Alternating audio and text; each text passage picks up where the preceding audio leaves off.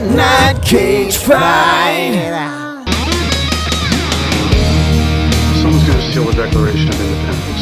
Steal the Declaration of Independence. The treasure of the Knights Templar is the treasure of all treasures. Oh, I didn't know that. Really? How's this work Now, now in a cage? start at any moment.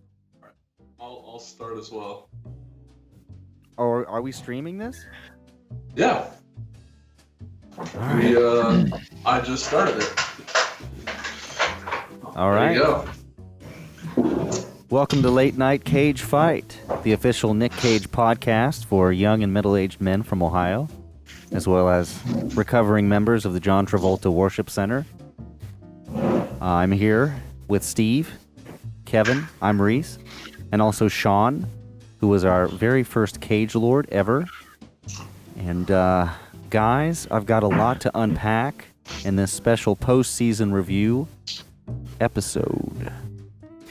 Of course, the main event is going to be a discussion of the 2018 Cage movie Mandy, which, by the way, yes, we know it's been out now for a year and a half, so it's not exactly a fresh take, but none of our reviews are anyway, so who really cares, right? Before we get too far, I did want to mention one thing. So we're just off of the Thanksgiving break, and I actually spent my Thanksgiving break staying with Reese's grandmother. And as much difficulty as we had trying to find a copy of what was that movie? I don't know. The one we had struggle finding. You bought the DVD and it was broken. Cotton Club? Cotton Club. Thank you. I just blanked on it because it was such a great movie. Well, Meemaw has a copy of it on VHS. And I questioned her about this, and she actually said it's one of her favorite movies. Shut up. She loves it, and it's just like Chicago. That was her comparison. So evidently, we just have very bad taste. So to anybody that might be watching, if give Cotton Club a fair shot. It's just like Chicago. Meemaw's approved. You're a liar.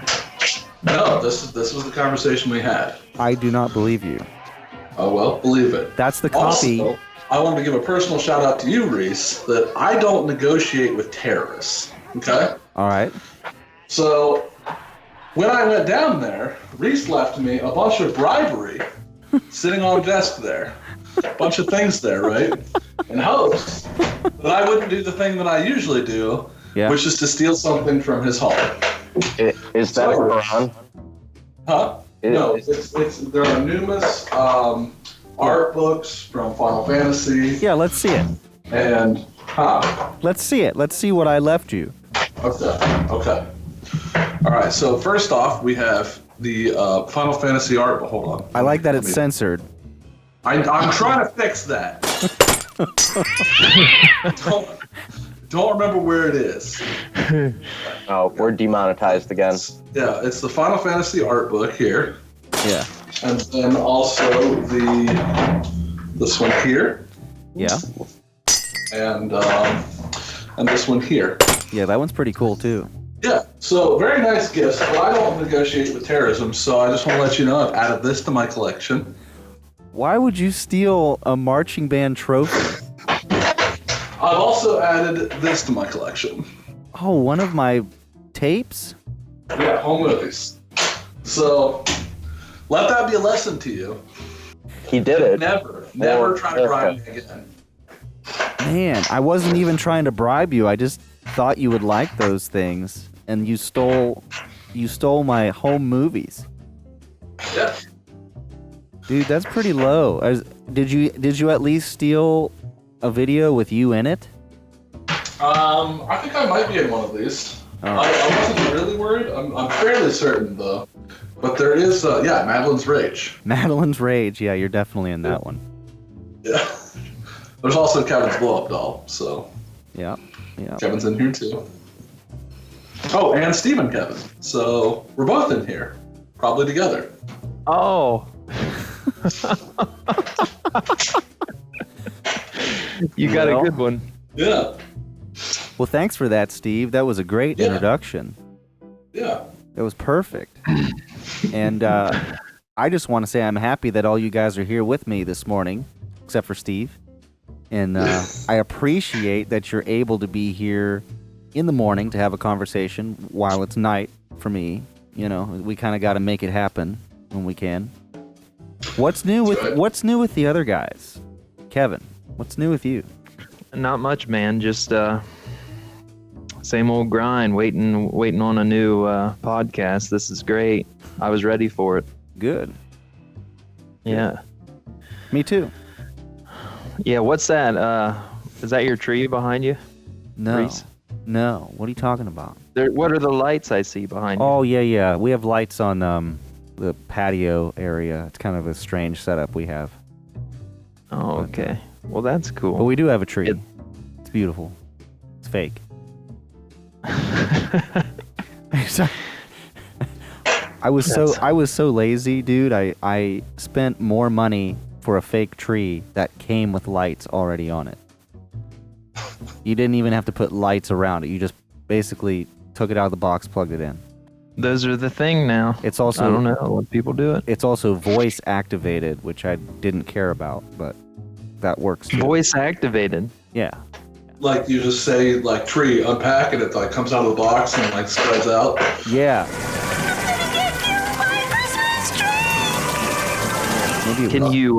Can you set it to whatever words you want it to do? Like no, it has like I don't know, your own word for it turning on or flashing or whatever it's gonna do. No, there's a list Crazy of effects. words. You have to use its own words. It has a very short vocabulary. Oh. Kevin, do you have a name tag on that says Daddy? Yes, I do. Okay. From the Polar Express. How about you, Shawn?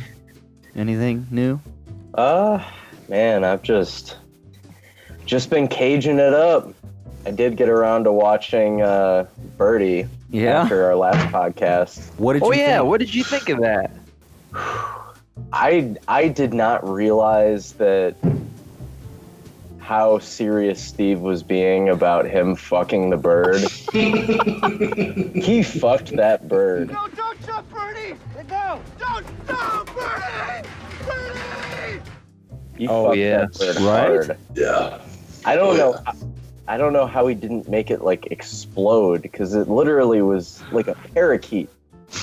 Oh, it was like a canary, I think. Yeah, he put his dick in a canary. Yeah. And this was our favorite film. Yeah. Yeah. I just love how like the scene he basically just turns down that girl after prom. Who's gonna be more messed up after that? Birdie or the girl that got turned down? That's true. For being Birdie's super direct. not in the same category. Yeah. Do you Shawn, do you have a new appreciation for bird life after that? I think I finally understand what it is in the Nelly Furtado song, I'm Like a Bird. It's so serious. It is fucking serious! Yeah. Are you considering changing your career to birdology? Well, actually, I was considering transitioning to a bird. I feel like this is never going to end. We're going to have the same bird conversations forever. Yeah. Well, because that's part of the victory from the last round, right? Birdie moves on to compete against another round of cage. Yeah, you're right. We are. Yeah. We are going to use it. So Birdie flies forward. Yeah. Oh man. All right, let's get into it here. Last month, as one of you shared with me, I think it was Steve, the news broke that Nic Cage is in talks to star in a movie about himself.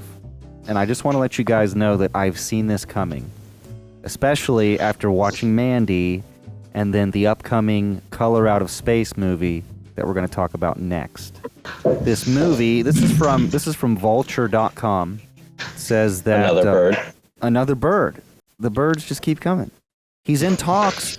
This movie is apparently called The Unbearable Weight of Massive Talent, in which Nick would play himself in a story that references his past work.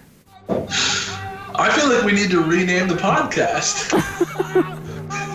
Yeah, That is such a great title. that is. That is the best title. Man. So the story is the character, Nicolas Cage, playing Nicolas Cage, is, quote, desperate to get a role in a new Tarantino movie while also dealing with a strained relationship with his teenage daughter. He also occasionally talks to an egotistical 1990s version of himself who rides him for making too many crappy movies and for not being a star anymore. And there's a lot more crazy stuff that's supposed to happen, but I mean, how do we really know this, though? Who knows? But, yeah, I've seen it coming, guys. Why didn't you tell us?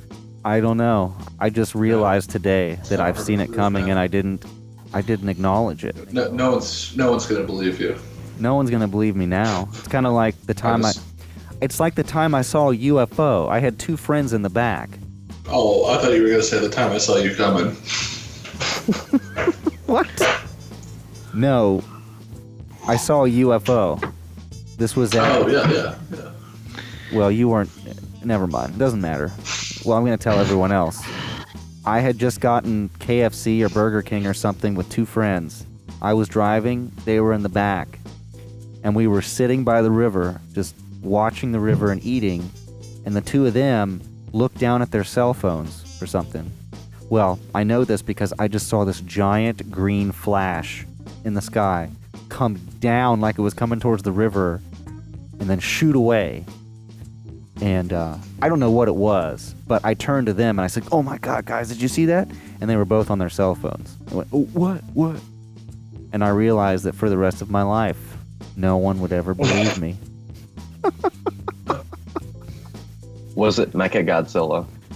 I looked it up, and apparently around that time, what I read was they were throwing trash or something off the International Space Station, and you could see it. You could see it from certain places, so that's kind of how I rationalize it, as maybe I saw something. But it came all the way down to the river, though? Well, not all the way down to the river, but just the way that it was moving.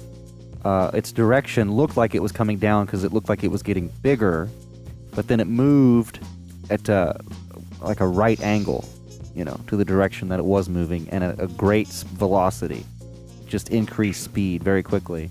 And that's what actually freaked me out, more than just looking at it. At first I thought it was, an airplane or something, because it was just a big green light. It wasn't flashing, it was just steady. I'm like, oh, that's a plane, and the light is, I don't know why it's just on, and then just shot off. And, what time of night was this? Was this like really dark out? Yeah. Oh yeah. It was really dark. Yeah. And that's why you don't litter. Please don't litter, I'm not your babysitter. That is true. Yeah. Right. Yeah. Even in outer space. That's right. You have to burn your trash. Yeah. It's all we can do for Mother Earth. Speaking of which, why don't we get right into Mandy? No, we got to talk about The Color Out of Space. Oh, okay, my bad. That's the next movie. It's getting a wide release next month. So I just, real quick, I want to talk about it because I'm a fan of H.P. Lovecraft, the writer of this well-known horror story and many others. Mm-hmm. And I never thought in a million years that I would ever see a movie, an H.P. Lovecraft movie with Nic Cage in it. Of course, well, it's not really Nic Cage, though, that we need to credit. It's going to be the director and their vision. And some people have already seen it. It had a limited release before. Maybe it was at a film festival, I think. But have you guys read any of Lovecraft's stories? No. No? I have not. All right. Well, then, maybe I won't get too much into it, but it's a great story. I highly recommend it. If you want to, it's not very long, so you can easily... I'll just watch the movie. People like you suck, Steve. I hate books. Books are horrors. They get around too much. But basically the story is this meteorite has crashed into this Massachusetts town, and weird stuff starts happening. Big flash, like a pink light. Or actually, I don't even know what color it was. It wasn't like any color I'd ever seen before. Looks like a meteorite. And it's kind of weird at first, and then it gets very disturbing. And there's That's actually Superman. is it? Yeah, he ripped off Superman. Yeah, that's what that's based on. There's this new word that they've attached to Nic Cage, and we got to talk about it. It's Gonzo Nic Cage. So Gonzo Nic Cage, basically, they're movies where Nick is unleashed in a violent frenzy, and people just love it because it's Nic Cage. You know what I mean? It's like, oh, it's Nick, so he's funny because he goes crazy, he does crazy things, so let's just put him in a movie and let him do crazy things. Yeah, sounds familiar. Yeah, and I worry that this is the new fad. I worry because we just saw it in Mandy. I don't want to talk about that too much yet, but we saw it in Mandy.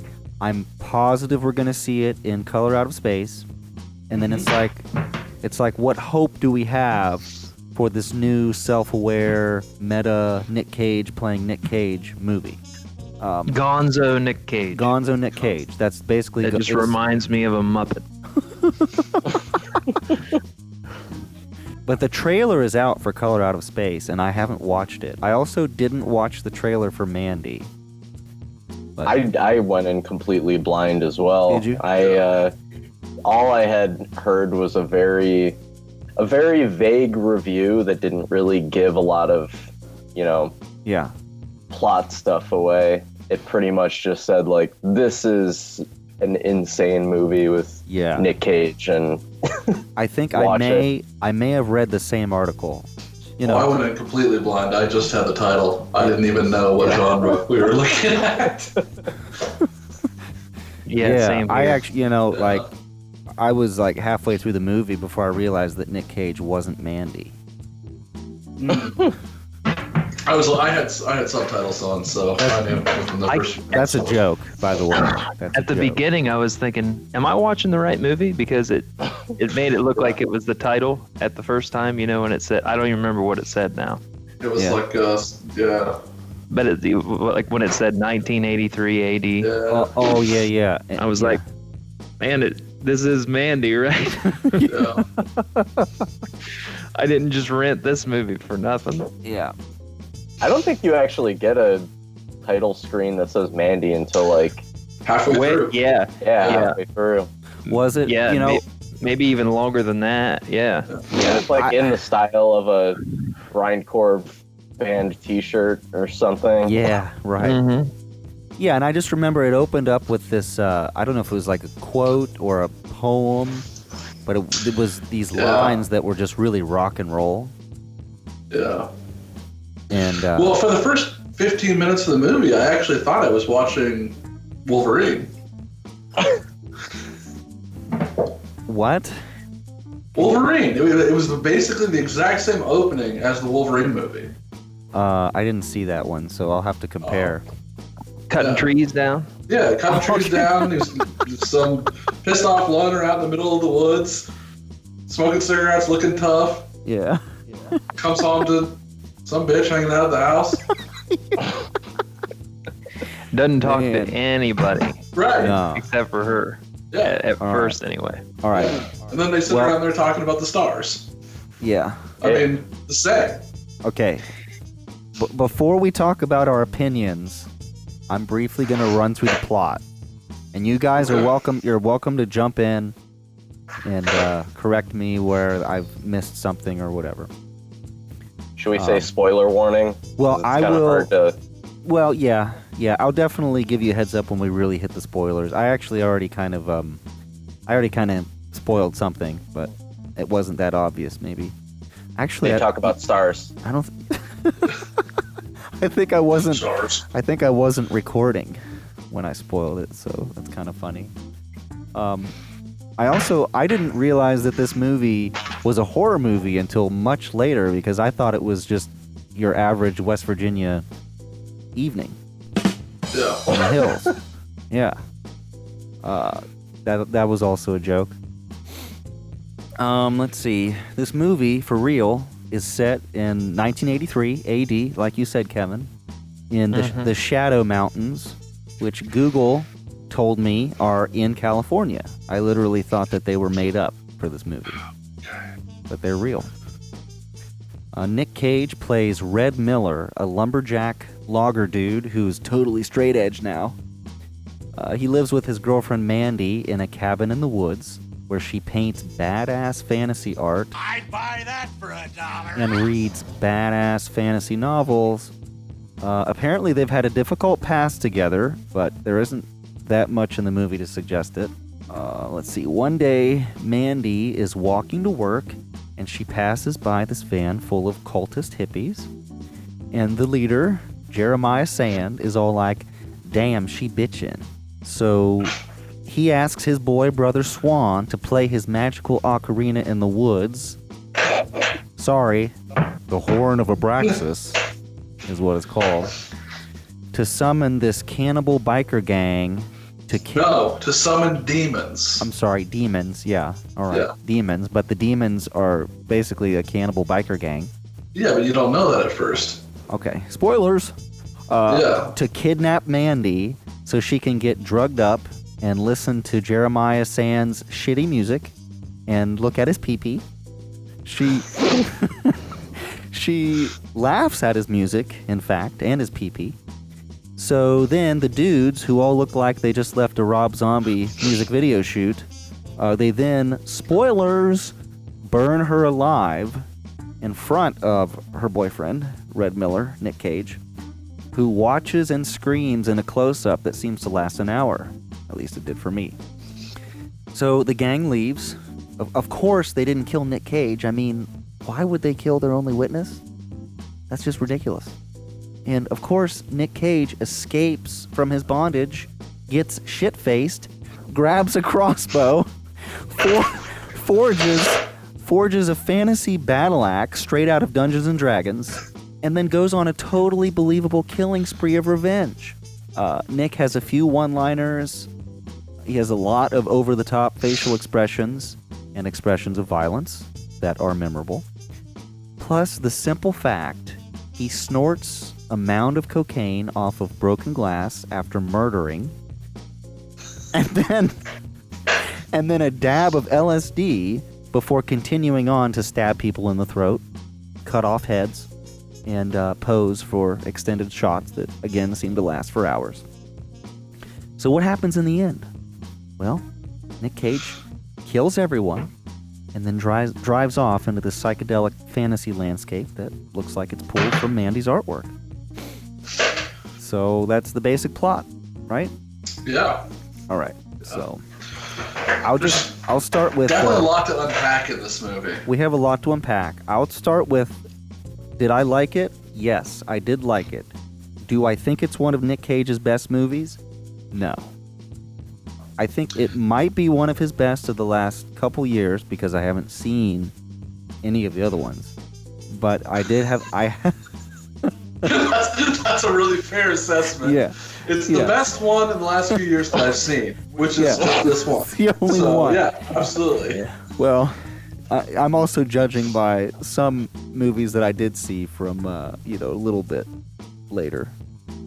Like the Left Behind movie. Jesus. Years are disappearing, and then to realize it's related to the rapture is a challenge, not only for the character, but for an actor. This one was a hell of a lot better than that. But I had some problems with Mandy. Treasure 3? Yeah, National Treasure 3. I didn't see that one. Can you believe it? Straight to Betamax. Yeah. So do you guys want to talk a little bit about it? Because I know we have a lot to unpack, and I have plenty of notes. So what struck you guys in Mandy? Well, I know I was a big fan of Mandy's shirts. He always seemed to have like a good band shirt on it every scene, a different one. Yeah. I think I saw Motley Crue, and Black Sabbath. I think that was actually what got him when they passed him in the van. It wasn't her that he was looking at. He was like, she's rocking a Black Sabbath shirt. Yeah. I'm all about that. See, I thought that was kind of strange because I felt like the way her character was portrayed was very like just I don't want to say bland, but it just didn't seem like she had that kind of like, you know, attitude. Uh-huh. I don't know if it's just that they didn't put enough in the movie to give her that type of personality, but yeah, most of her performance was nonverbal. And well, I guess I can bring it up now. The one thing I really liked was the music. And a big part of that was Johan Johansson. I'm not exactly sure the pronunciation. When I saw his name in the credits at the beginning, I was like, oh my God, he did the music for this? Because I've listened to his scores for quite a few movies. Like, I think Sicario, there's a movie called Arrival, just really powerful stuff. He also has some, like, what am I trying to say? Like self-released compositions. So anyway, I'm familiar with his work, and I was really shocked that he did the music for this. And it was what I expected. But it's also kind of sad, and well, it's really sad because he actually died last year. And this was his final film, I believe, and they dedicated the movie to him. But I had no clue that he did the music. But having Did he make a lot of religious films? I think this might be his only one. Yeah. Yeah. But having said that, there were a lot of moments where I felt like the movie didn't deserve the soundtrack. Like, the music was really good, and it was supposed to be emotional, and it spends a lot of time, especially in the beginning when Mandy is still around. You get these long shots where they just slow zoom in on her, and you're supposed to, like, fall in love with her, I guess. But it's hard for me because there's very little backstory. And like you said, Shawn, she doesn't really have much of a allure to her. You know, much of a personality. She's more of like a... She likes to isolate herself and do her drawings and read books, and she works her little job at the grocery store, but I think she's more of kind of an antisocial type of person. I think it is pretty fair to say that the music made it easier to get through, for sure, through this movie. I think it carried it in a lot of ways, but I think but one thing I really do appreciate is the part that had me probably the most on the edge of my seat, and it's kind of what you're talking about, is we all knew pretty quickly how Mandy's not really anything special, and Jeremiah all of a sudden just falls in love with her just by... how good of a look do you get at a girl when you're just going down the street and you just see her, a flash by or whatever, at night? This should be one of the biggest lessons of the movie, is don't judge a book by its cover. Yeah. And Jeremiah definitely did that. So I think that's a good metaphor for this for part of this movie, because she didn't end up being what he wanted, and look, everybody died because of it. Yeah. All because of how shallow Jeremiah is. Right. Yeah. And we can talk more about Jeremiah. I think that the actor, I don't know his name right off the top of my head, but that performance stuck out to me. I think that there were some scenes with Jeremiah that lingered a little too long. The face morphing scene. Oh my! Well, that fucked me up. I kept getting confused. I wasn't really sure what I was looking at. But yeah. You right. I will say anybody with anybody that's gonna have a group of friends together, or just one friend or whatever, and you really want to fuck with them, and they're gonna get like drunk or just messed up at your place or whatever, put that fucking movie on. Yeah. And they'll be like, what am I watching? Yeah. That was the thing about the direction. Like, this movie is just like a fever dream. Yeah. Like, if you're into psychedelic type, like 80s or 70s movies, like, this is very much in the style of that. Mm-hmm. That's what I was going to say, is that even though this was made in 2018, like, watching the whole movie, it really doesn't feel like it. It very much feels like the movie was shot in the 80s. Yeah, in a way. Right, that's true. They didn't have chainsaw sword fights in the 80s, but Okay, that scene, that was definitely awesome. Can we talk about that? When Nic Cage gets the chainsaw, he's going to attack the one cult dude, and then the cult dude picks up his chainsaw and pulls it into the frame. His longer chainsaw. yeah. It's like a 3-foot chainsaw. And his starts on the first try. That's right. That too. That's right. I just love how he puts down his like Klingon battle weapon or whatever the fuck he forged. Even though that would have been a more efficient weapon for that situation, but he's just like, yeah, this is gonna be badass, so I'm gonna. Yeah, I gotta be honest. Well, it was kind of confusing as to what he was, if there's a lumberjack or a blacksmith, because I would have loved to have a little more backstory on the character. Yeah. Me too. I mean, we know that he's into nerdy shit because there's that one scene. It's just like, oh, what's your favorite planet? Oh, Saturn. It's pretty cool. Yeah. No, wait. It's Galactus. That's not a planet. Yeah, but he eats planets. Yeah. Oh yeah, and that was one of my favorite parts. I changed my mind. What? I like Galactus. Galactus isn't a planet. Yeah, but he eats planets. But there were a lot of bizarre things like that. He's apparently a lumberjack. That's his job. He's also a blacksmith that can form Klingon weapons. And then evidently he was, I don't know, ex-military or something? Yeah, right. What was all of his stuff and his buddy? I didn't pick up on that at all. Why did he have somebody stash in his, like, maybe not necessarily military, but he had some sort of weaponry and history with this guy of killing things or people. Yeah, I think ex-military. I don't know. It was never really clearly explained. Well, why a crossbow then? And why did he only have Reaper? And he brought it and then like just neglected it instantly. It's like John Wick, but in the woods. Because she mentions it earlier, right? Mandy, when she's laughing at him, she's like, I see the Reaper coming for you. And he goes and picks up his crossbow, the Reaper, and then doesn't use it. Yeah. Yeah, man. Also, Reece, you mentioned that he was sober. Did they explicitly say that?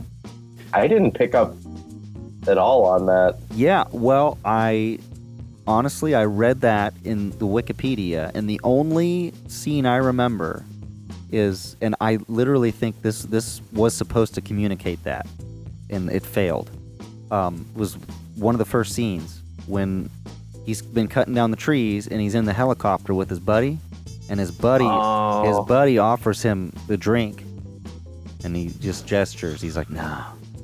I guess it would also explain, because I questioned why he had a liquor bottle in the bottom cabinet bathroom. I was like, who keeps their liquor there? But that would kind of explain that, if that was like a hidden stash that he was just trying to keep himself away from.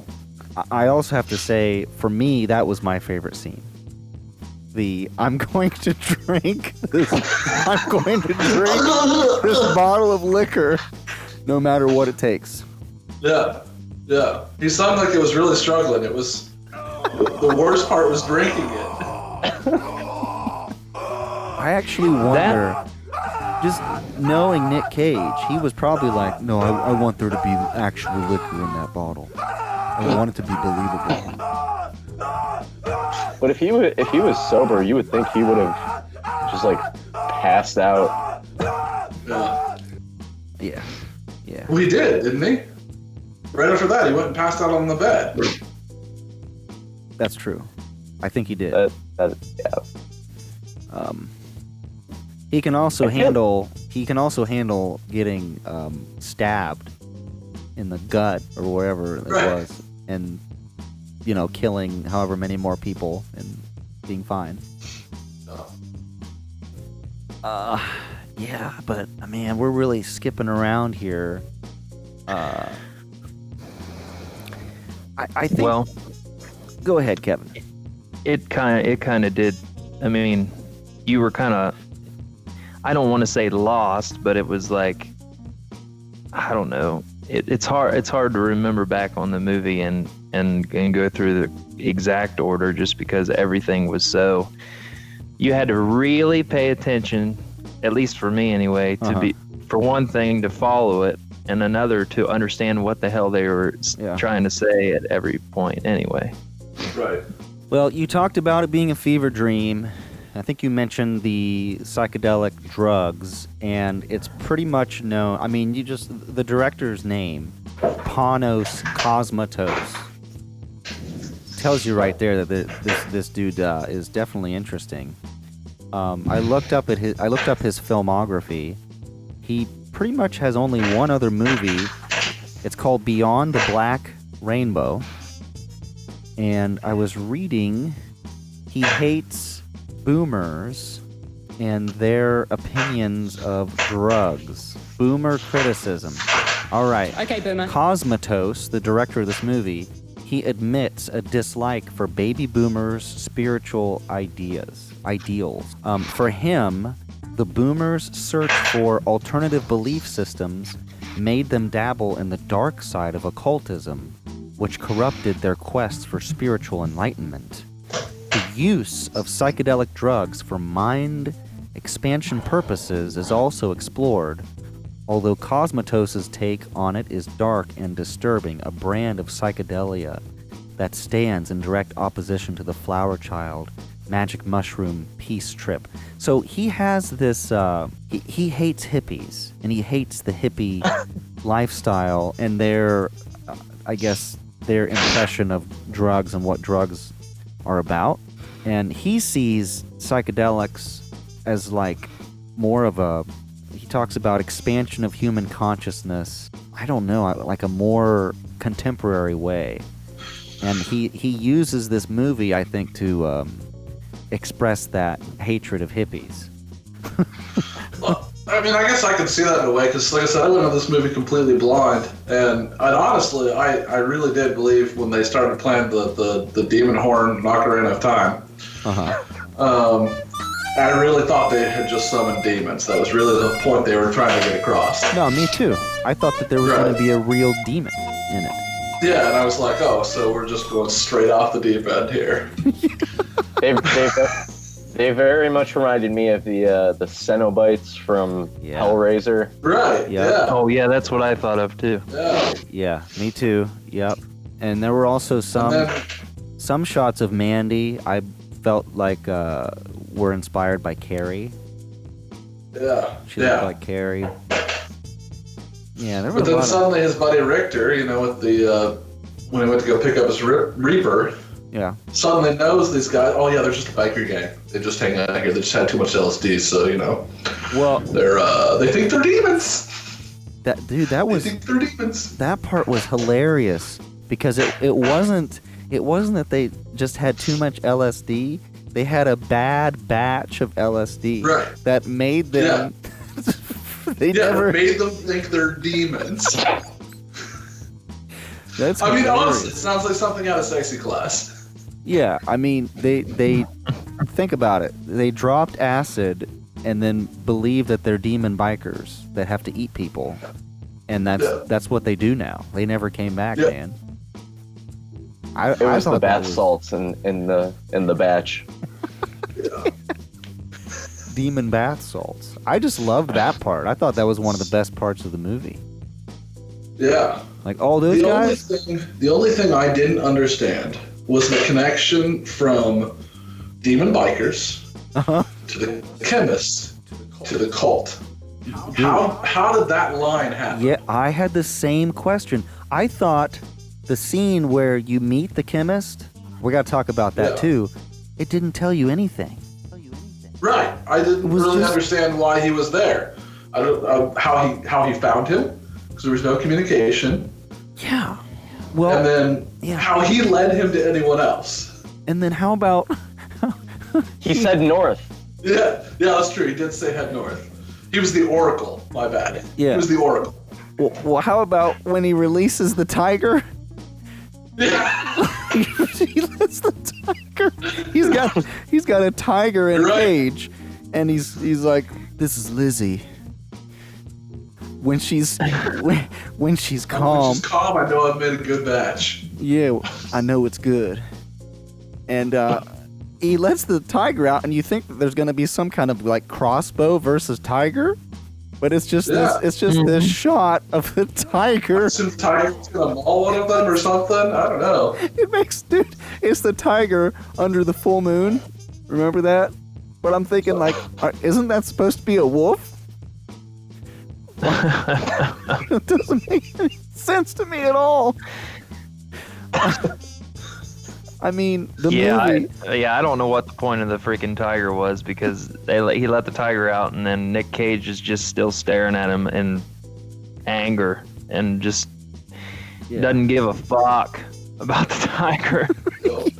See, I didn't even realize that guy was a different character.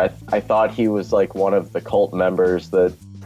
Yeah. That's what I thought at first, and then like as the conversation continued, I realized he was somebody else, and I just kind of guessed it was the guy that made all the, the LSD that made the bikes and the demons. Do you know those the two cult members that kind of resemble like Beavis and Butthead? You know who I'm talking about? Yes. I thought it was one of those guys, but then. Yep. Mm-hmm. Yeah, I thought I remembered him from the beginning, but I guess not. Yeah. Well, my theory is that some of it is intentional. I really think that they wanted to have something coherent at the beginning that made you have some kind of feeling for the characters, and then the second half, it's like you're supposed to drop acid right when you start watching the movie. So that when the shit gets weird, you're already gone. You're just like, man, this is nuts. I mean, basically, that's just Nic Cage's day. He starts the day and he wants to be coherent, but I think for me, halfway through the day, it just falls apart. I was kind of, feeling it through the cult scenes. Like, all right, this is supposed to be a trip, and it's supposed to be like psychedelic 70s 80s rock. I got it, cool. But like you said, once Nic Cage started forging the fantasy battle axe, I'm like, all right, I think I gotta cash out here. Yeah. I was just confused at and all of his dreams too. How he just kept dreaming of her, naked and anime titties. Yeah. Naked anime titties.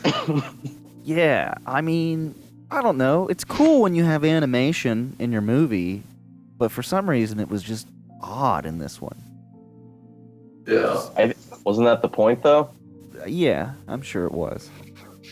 Although that was one of the things that I really liked about the movie, I did think it was very well directed. There is a lot of use of red backgrounds and different colors, and I like that too. Scenes. Yeah, visually interesting transitions that aren't really seen in movies nowadays.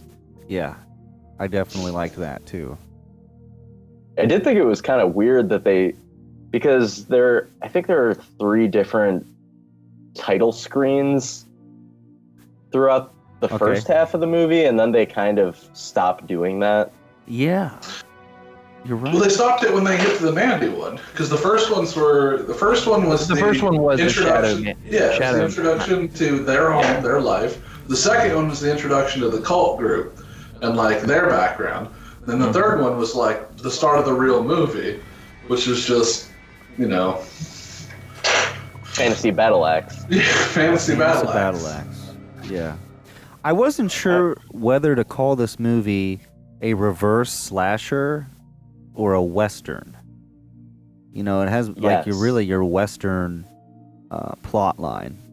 one you see often in westerns, but I also thought maybe it's a reverse slasher where instead of the killer or group of killers, throughout the movie, terrorizing and killing these innocent people, it's the main character becomes an anti-hero, like you said, well, kind of like John Wick, and the rest of it is him killing the slashers. Yeah. And I thought about John Wick 2. I don't mean John Wick number 2. I mean also.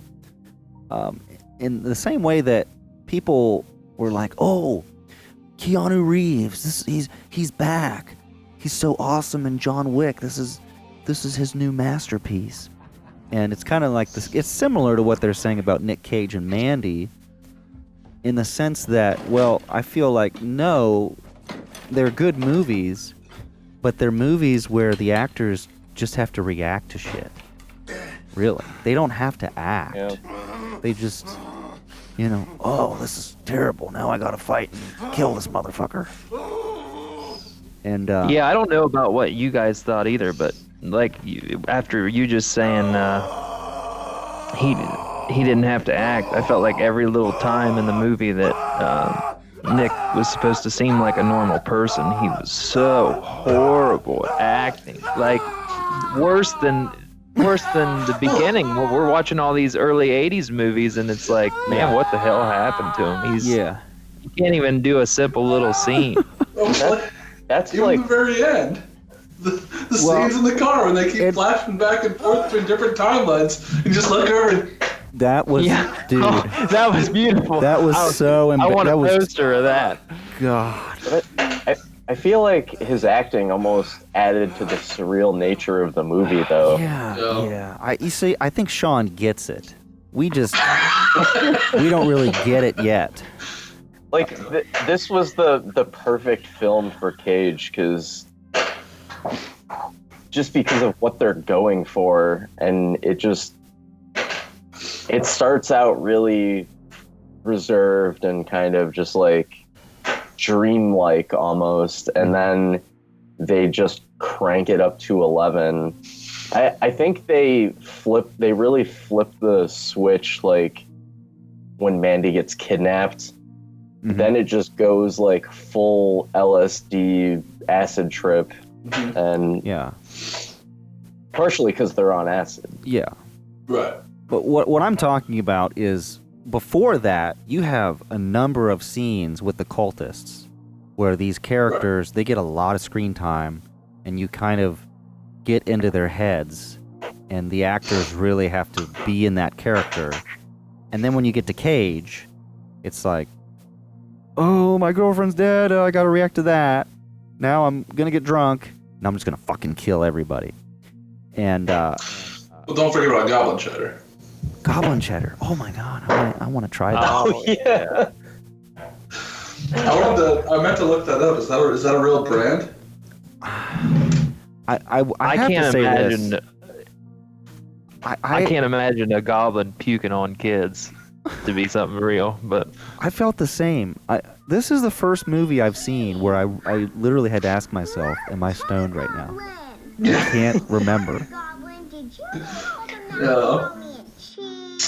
No, but they did do a lot of marketing for it. They put together a website for it. Oh no, wait. Goblin Cheddar is a rip-off of Gremlin. T-shirts. Yeah, I really like that part. For anyone who did not see the movie, Goblin Cheddar was a fake commercial for a brand of macaroni and cheese, whose mascot was a mac and cheese puking goblin. I just don't understand the relevance. And Cage stops and watches the whole commercial. Yeah. Prior to going in and getting shit-faced. Yeah. And then when he goes to the biker's lair, isn't it the one dude's watching porn? Mm-hmm. No. The one dude is watching the people that were there. It looks like they had those people in the house or they broke into that house. I couldn't really tell which, but he was watching them having sex with each other, because then he went in and fucked him with his knife dick. Oh, yes. Yeah. Oh my gosh. Yeah. That's right. And then Cage So had to. I forgot about the knife. Yeah, the knife dick. Is that what that was? Yeah. Yeah. I was wondering. Yeah. He was sitting there watching the porn, and then you see him, and he starts getting up, and you see the knife just rise up. Yeah. That was pretty rad. Yeah. Yeah. That's what demons do. You guys wouldn't understand. They lit her on fire! They were weirdo, hippie types. Whole bunch of them. Bikers and I just, gnarly psychos. I'm really torn because it was a Crazy really great evil. vehicle for Nic Cage to go all That's out. true. But I also feel like he could have gone crazier. He could have been more surprising. He had some good lines in there, though. He did. I liked when he. Rip my shirt. Yeah, he was really pissed my about favorite shirt. his shirt getting ripped. You ripped my shirt! You ripped my shirt! You ripped my shirt! You ripped my shirt! I like how they just burned his girlfriend alive, and he gets pissed off about. I think he just really liked her shirt. They burned that shirt, man. Well, yeah. Yeah. No, but and then, well, it's like they're really trying to force this into cult status, and I think it probably will be. But I would have liked to see more. This is gonna sound disgusting, like maybe I should be in the cult in the movie, but I would have liked to see like more extreme violence. For example, when he jams the battle axe down that guy's throat. I forget that guy's name, but it wasn't that. First one. I think they focused on making it look too real. That they could have made it more goofy. You know what I mean? They could have used just more, like, I don't know, cut his Old head. school Evil Dead. That's what I mean. Yeah, I would have liked. I guess what I'm saying is a little more camp. I would have liked to see more of that, but you do get a fair amount of blood and gore, so I can't really complain that much. It's funny to me because Nic Cage looks like, your stepdad killing a demon cult. It's just hilarious. I really want to know the significance of the battle axe. Yeah, man, that's. And why did he just have that mold? That I was so confused with that part. I think he made the mold. It was just, it was really easily done. He just poured it in sand. It looked like he had just carved it out the way that he wanted. It almost looked like it was done by hand. It was the post-forgery that took the real skill. But that was a crappy mold. Oh, okay. But it was a pretty badass battle axe. Yeah. I don't know what it meant, but fucking cool. Yeah. Is this based on a true story? Apparently not. It's actually the story about how my parents met. Maybe it's related to the Manson family Yeah. in California too. Yeah. Oh, another thing I liked. I liked how. What was the bad guy's name? Jeremiah. Jeremiah Sands. I liked how Jeremiah was a failed musician, and then later he got this delusion that he's the second coming of Christ or God or whatever. He's basically the cult. Your quintessential Charles Manson. Yeah, right. Well, dude, I've seen this with real people, and it's on a lesser scale. Of course, it's not like demon cults or even close to Christianity, but it's still like, oh, I didn't become a famous musician, but I still feel important enough to start my own religion. You know what I mean? So I really liked that he was a failed musician, and he forced her to listen to his music, which it wasn't awful, right? Like his music wasn't I didn't think it was terrible, but it was just really generic sounding, right? Right. Mhm. But I mean, again, when your all of her T-shirts are Motley Crue and Yes. Black Sabbath, it was You're right. probably pretty terrible. Yes. What? Why didn't they just make Mandy a musician? I feel like that would have been more gooder. It would be more rock and Didn't he roll. say he really likes the Carpenters? Yeah, he did. Yeah, so yeah. he's into a lot different kind of music than her anyway. Yeah. So Mandy should have been played by Zoe Deschanel. Oh God.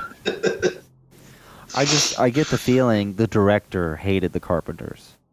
He hated hippies, and I guess that would make sense. so yeah. There was one interesting thing. I don't know if you caught it, but there was a homage to another one of Nick's films. Birdie? No, Bad Lieutenant. Bad Lieutenant. Yeah. When he wakes up after he starts headed north, right before he goes on his final killing spree, he wakes up and he looks over, and it's not one, but the first thing that popped in my head was fucking iguanas. Oh yeah. It was a salamander. I think. That's right. I thought of that too, Steve. Yeah. I was like, oh, are we gonna get a crazy salamander scene like with the iguana and Bad Lieutenant? Yeah. Yep. Oh man, yeah. So I'm sure that was actually his ad lib. Like, what if I wake up and I like see an iguana there? And like, whoa, Nick, we're all out of iguanas. Will a salamander do? Yeah, man, nobody will know the difference. Well, there's also another parallel, violence against the elderly, Yeah. because he chops her head off. Yeah. That old lady, after she's You didn't like, see it though. you didn't. That's true. You didn't. That was, again, we should have seen that. Right? Well, we already saw some beheadings, but it's like, come on, man. Yeah, I would have liked to see those people get knife dicked. That would have been something.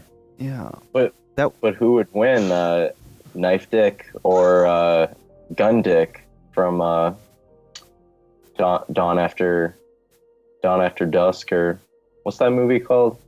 You know what I'm talking about? From Dusk Till Dawn. From Dusk Till Dawn. I forgot about that. Yeah. Gun Dick. I mean, I don't know Man. why Nic Cage didn't just take the dick blade for himself and use that as his backup weapon. Yeah. Dick.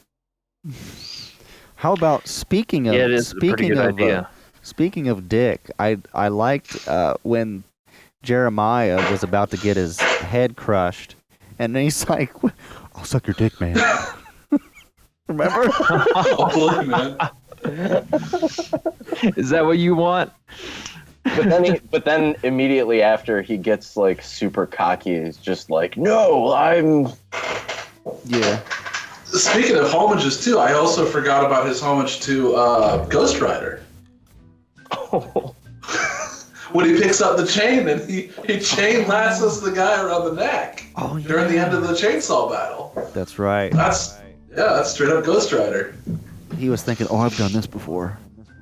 I'm a Ghost Rider." I forget he. I was waiting in this to be the prequel to Ghost Rider. It's so possible. We find out Ghost Rider origin story. Ghost Rider is Marvel, right? It'd be hilarious if like the Marvel logo came up at the end. I could see this being a Disney movie. Yeah. Well, we seem to have a lot of interesting opinions and thoughts about Mandy, so I'm super happy we did get to see it. Yeah. And we'll definitely we'll have to reference this audio for the future when we put it up against the other movies and the runnings. So, yeah, that's Mandy. Any other observations? I think it's important to mention that Jeremiah pulls a full thunder gun, hangs some dong. Oh yeah. Oh yeah. Well, the whole time he's sitting there and he's like, yeah. Really kind of reminded me of David Bowie in Labyrinth. Or a cross between him and Buffalo Bill in Silence of the Lambs. Yeah. Buffalo William. It rubs the lotion on its skin. It does this whenever it's told. Oh. Yeah, Buffalo Bill was scarier to me. Put the fucking lotion in the basket! Yeah, that was dollar store lotion. It's horrible for your skin. It's what I mean. Yeah. You should have got L'Oreal. Yeah, it's like you're using like VO5 3-in-1 shampoo conditioner. Just get out of here. Exactly. You read my mind. But we didn't get to see Buffalo Bill's ding-a-ling because he hit it. Remember? He tucked it. Oh, yeah, but we saw his mangina. You wanted to see his fruit basket.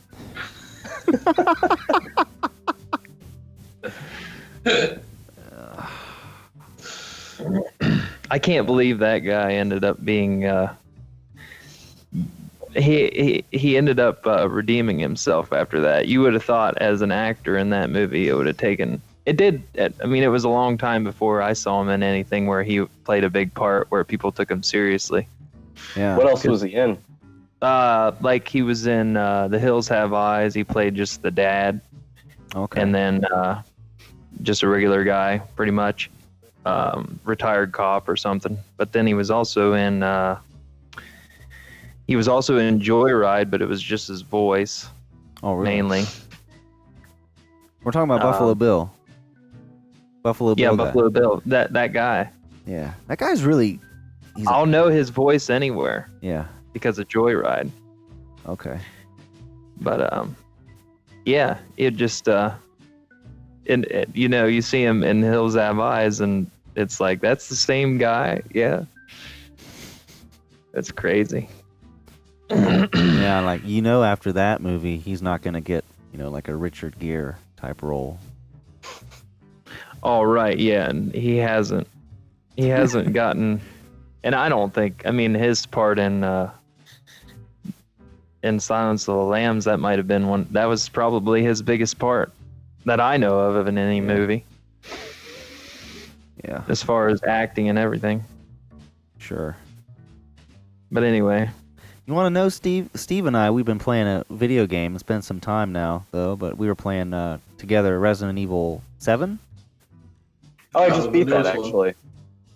What's that? I just beat Resident Evil 7 a few months ago, actually. Did you? Good job! Wow. Yeah. We're still way early in the game, but kind of reminded me of that game. Yeah, I feel like actually Nick could be one of the bosses in that game. Nick could be anywhere. He The can whole do thing anything. the whole thing just kind of reminded me of a video game. He basically is just going from like sub boss to sub boss. Right. Well, it's definitely how I felt whenever the last of the biker gang, where he just shoots him through the neck and the guy's just like, oh, okay. Yeah. I guess because you think you're a demon, you. I thought it was funny that they had a whole cup, glass, whatever, vial full of that LSD stuff. Yeah. And he just took a little dab off his finger. Yeah. And then just messed him up for life, apparently. Well, when you mix that with cocaine. Yeah, don't mix, man. Oh. That's why you got to keep all of your drugs separated. What do you think? Do you think that the guys, the motorcycle gang, ATV gang, was? Yeah, that's what I was thinking. Motorcycle. Do you think that the motorcycle boys were supposed to be that they got all this power from that LSD? Like they were something super. Yeah, they were actually good church boys before that. Yeah. They were all part of the choir at church, and then they all took a bad batch of LSD, and that's what happens. I think it's a myth, and they're just pretending. And when Nic Cage did it, it was the placebo effect. He's like, oh, I did it to these guys, so I must be really messed up now. But they were just pretending the whole time. I'm also confused how Jeremiah Sands can actively believe that he's doing the will of God, of God specifically, and that he's pure and full of light and summons demons to just bring him people, and offers people up as sacrifices. I wasn't clear on that whole thing. That relationship between Jeremiah Sands and the LSD bikers. Like, I wasn't Evidently, clear. he has a magic flute that can summon them. See, I thought that at first during that scene when he's talking to him in the woods and they're asking for a sacrifice, I was just like, oh, is this Satan? Yeah. Yeah. It's funny though that they sacrificed the fat kid. Right. With the funny I hair. thought it was going to be him burning, really, and not Mandy. But I'm too tender-hearted for movies like this where you don't get a happier ending. You just get an ending. Yeah. Will there be a Mandy 2? I was actually somewhat expecting for him to get down to the end of all of this and find out that it wasn't Mandy they burned in front of him. Yeah. They burned somebody else just to mess with them.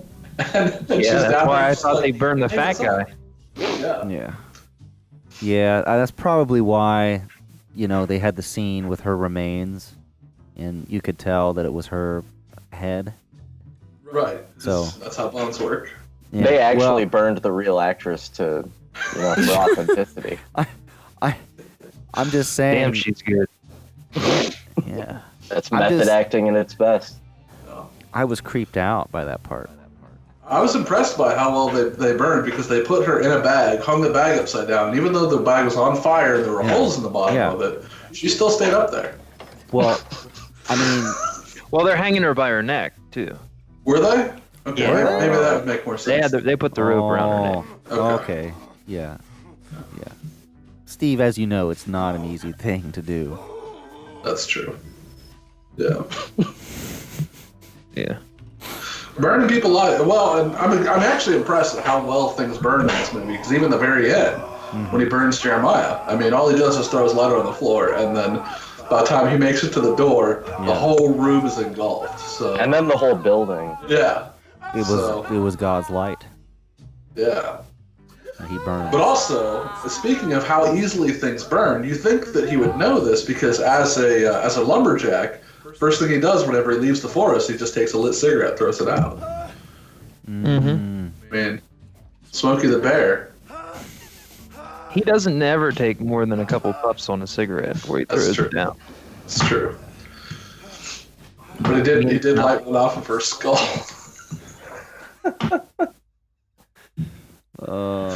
Yeah. Mandy. Yeah. Yeah. I can only think of stories from my past that I can't share. Thinking more about things like that you've done? No, just like crazy goth girls. Oh, yeah. That I don't think I would kill a whole church for. But they remind you of Mandy, you're saying? Yeah, Mandy kind of reminded me of them. You got their numbers? No, he wouldn't want them. I don't know. Let me take a quick glance at one, and it might be from your van, my dream girl. Yeah, from my old '83 van. Do you think Cage is ever gonna stop being an action star? Is he gonna go the Adam Sandler route where he just makes family films about Judaism and its values and? Or I was gonna say, not that. Not that. But he's like the sidekick who's not as cool as the hero. Will we ever see that? We did kind of see that, I guess, in Kick-Ass, which is a really good movie. He was really good in that. Yeah, I agree. Every time you guys reference a movie, I don't know. I've never fucking seen it.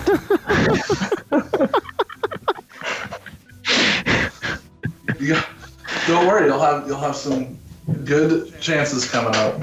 Did you ever see Cotton Club? Have I? Yeah. With you? Yeah. I was wondering if we could arrange to have Mimo come on and talk about Cotton Club. Did she really say she likes it? She did, yeah. I asked her, I was like, I saw that you have Cotton Club out there at the farm. And she's like, yeah, that's a really good movie. I really enjoyed it. It reminds me a lot of Chicago. And I'm like, yeah, it was definitely a good piece of cinematography.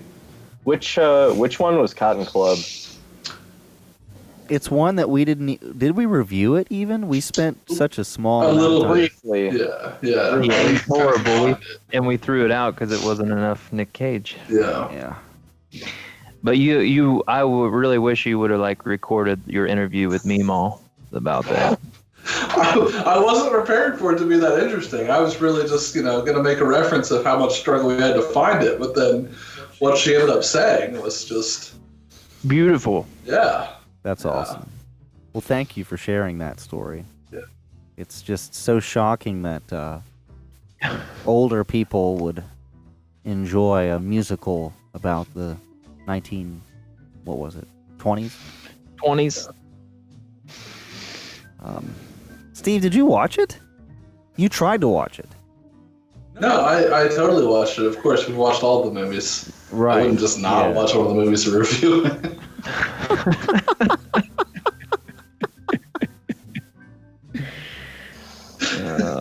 That's why Steve can joke about this movie.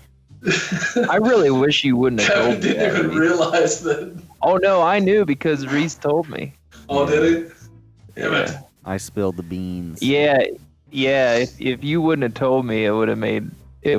I think it would have made it more interesting. But I don't know. It didn't really matter anyway. Yeah. We didn't. It didn't count. Sometimes I wish we could just download the movie directly into our brains and then, not have to spend the time to watch it. We just have the memory of it and we can talk about it. Wouldn't that be awesome? That would be awesome for a lot of other things, more importantly than this. They should make a movie about that concept with Nick in it. All right, fellas. It's been fun. I think we've hit Mandy pretty hard after tying her up and burning her alive.